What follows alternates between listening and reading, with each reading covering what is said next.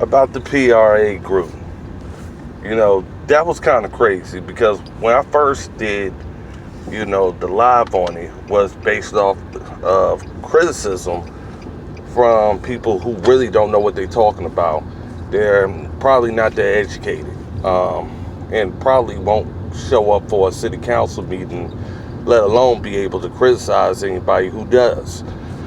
But I said this a long time ago. I was looking at this situation. I thought it was like, one, I didn't see the reason why Danville should be on the hook for $1 million when Televista was the ones with the contract. You hold them accountable for what they were supposed to do. They left early. Don't penalize yourself. You hold them accountable and make sure that you don't go into debt further where your citizens are on the hook. Now, when that meeting was going on, I'm in Virginia Beach and I'm watching this on the TV, and I couldn't believe it. It was a guy in the audience. Smart, knew his stuff.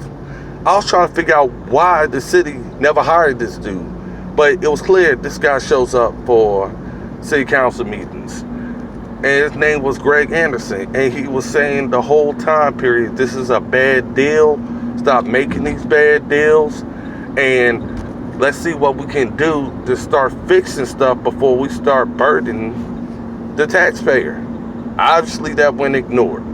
So the new economics development director, which probably is going to be held responsible for this debacle, because they're going to have to find somebody to blame. Don't think this is going to go down lightly at all, because you gave me, out of all people, that's possibly the worst case scenario in this whole thing, is you gave me a shot at basically blasting y'all, the city of Danville, Mayor Jones, Vice Mayor Vogler, Gary Miller, Campbell, and the rest of them, Whittle.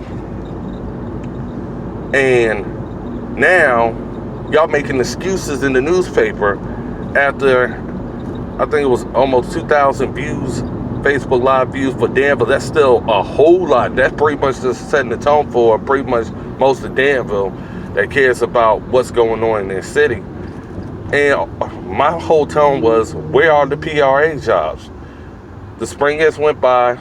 I'm reading the newspaper article, put 1+1, spring 2019, your first class, but no class. The building ain't even open. No construction has been done. No renovations have been done.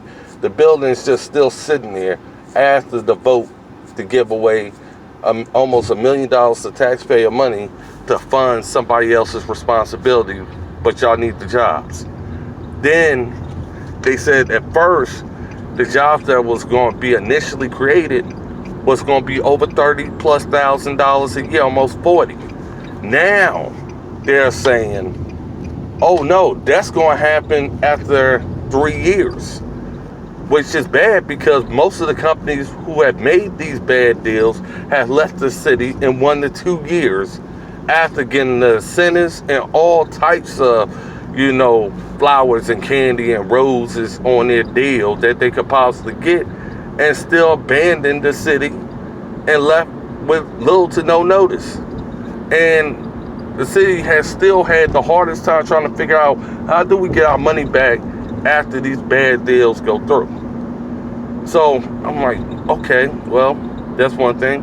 Now they're saying instead of 500 jobs, now their excuse is because of new technology and more, we are only able to bring 300 jobs now.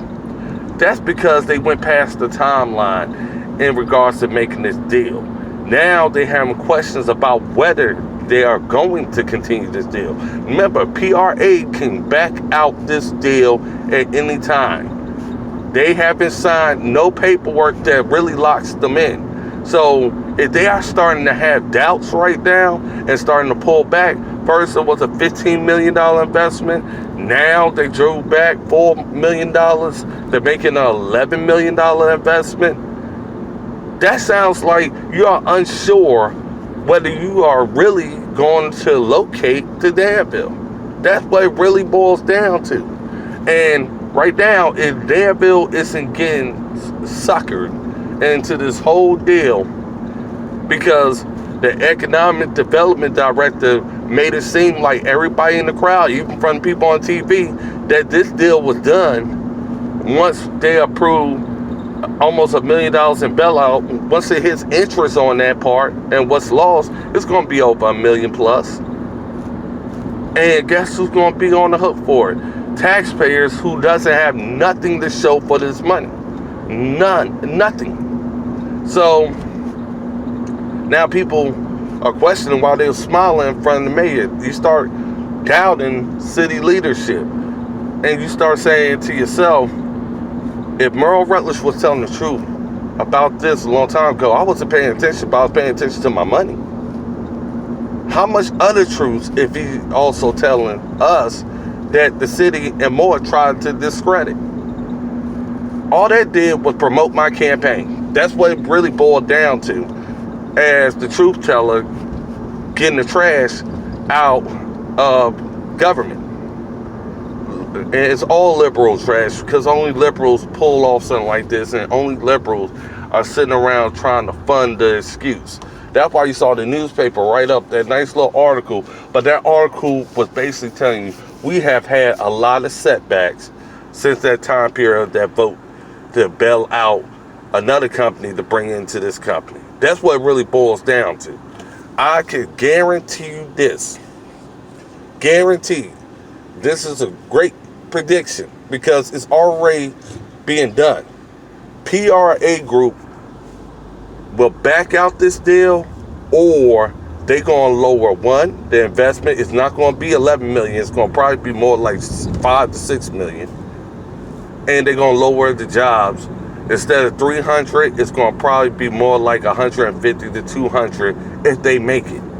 If not, there's going to be a lot of noise made about the fact that PRA Group just decided to bail out on the deal and say that they are not coming anymore, because guess who they're going to blame? The city of Danville, guaranteed. And they have every right to, because the city of Danville did not make sure they dotted their I's, crossed their T's with this bad deal. And now everybody's stuck looking like a fool. Those council members are trying to figure out how they're going to go to their Rotary Club or their special interest group and explain this. But I explained it very, very well. I think I get an A+ on it.